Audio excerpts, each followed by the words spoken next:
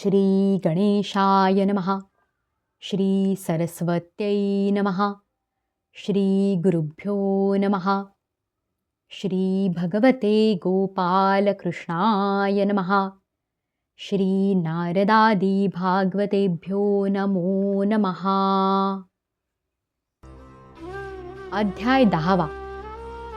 भागवताची 10 लक्षणे. श्री शुक म्हणाले, परीक्षिता, या भागवत पुराणात सर्ग, विसर्ग, स्थान, पोषण, ऊती, मन्वंतर, ईशानुकथा, निरोध, मुक्ती आणि आश्रय अशा 10 विषयांचे वर्णन आहे. यातील 10वे जे आश्रय तत्व आहे, त्याचे योग्य ज्ञान होण्यासाठी कधी श्रुतीने, कधी तात्पर्याने, तर कधी प्रत्यक्ष अनुभवाने अन्य 9 विषयांचे महात्म्यांनी वर्णन केले आहे.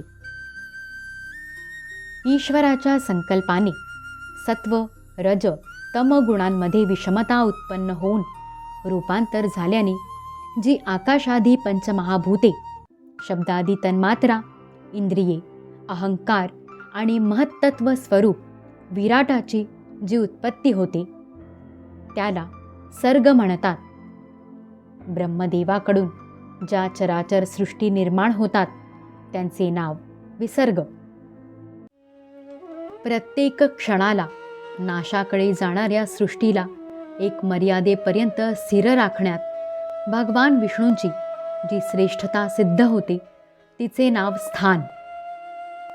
भगवंतांची भक्तांच्यावर जी कृपा होते तिचे नाव आहे पोषण. मन्वंतरांचे अधिपती जी भगवत भक्ती आणि प्रजापालन रूप शुद्ध धर्माचे अनुष्ठान करतात ते मन्वंतर म्हटले जाते.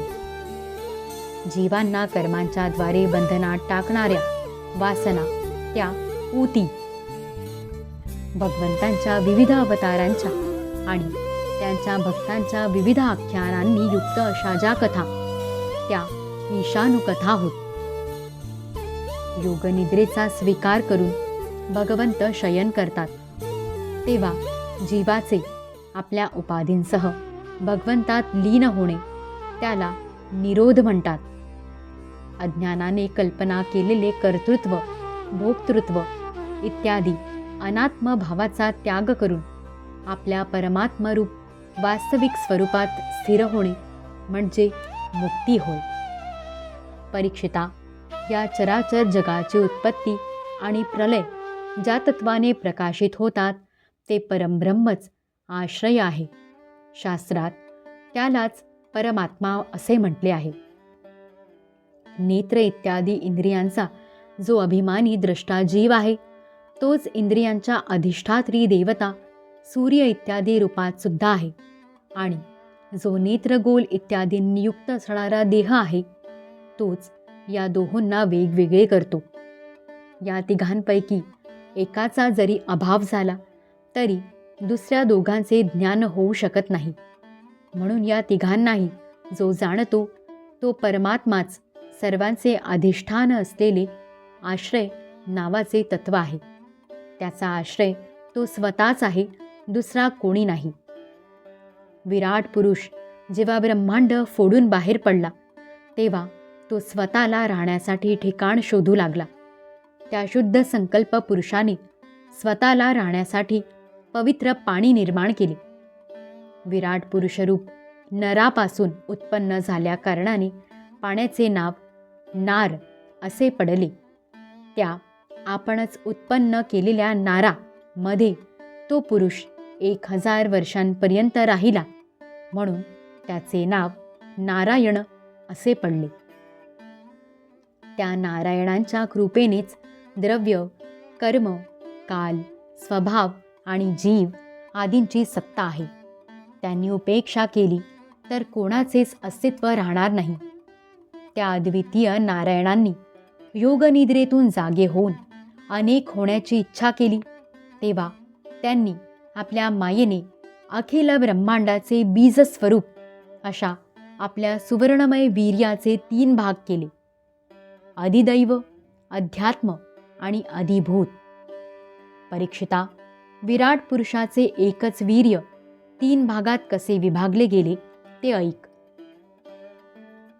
विराट पुरुषाच्या इकडे तिकडे हालण्याने त्याच्या शरीरातील आकाशापासून इंद्रियबल, मनोबल आणि शरीरबलाची उत्पत्ती झाली. त्यांपासून त्या सर्वांचा राजा जो प्राण तो उत्पन्न झाला.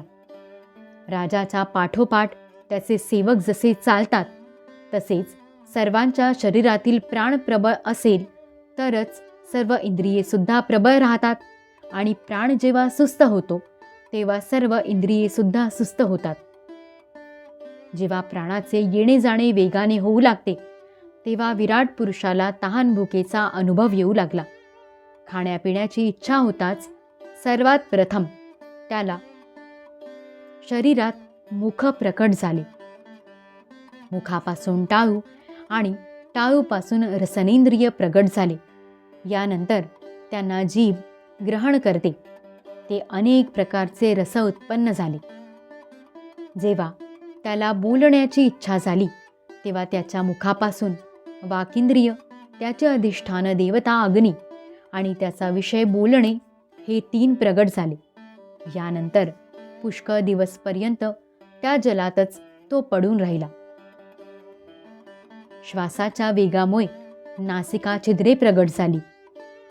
जेव्हा त्याला वास घेण्याची इच्छा झाली तेव्हा त्याच्या नाकात घ्राणेंद्रिय येऊन बसले आणि त्याची देवता वास पसरविणारा वायू प्रगट झाला. प्रथम त्याच्या शरीरात प्रकाश नव्हता.